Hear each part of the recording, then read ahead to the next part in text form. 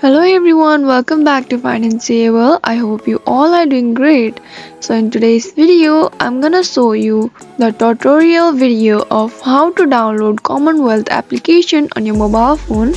So if you are willing to download the Commonwealth app but don't know how to, then this video is for you. Watch till the end to know how to download Commonwealth application on your mobile phone. So to get started, first of all go ahead and tap on the Play Store application on your mobile, and in the search box type in Commonwealth and hit the enter, and in the search result this will appear. Now there you can see install button. Click on the install button in order to download it on your phone.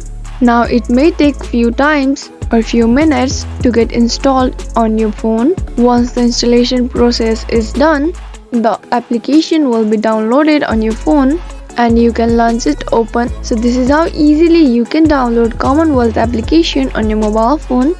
If you found the video to be helpful, please do not forget to subscribe to our channel and also press the notification bell for more updates. I'll see you again in next video. Goodbye till then.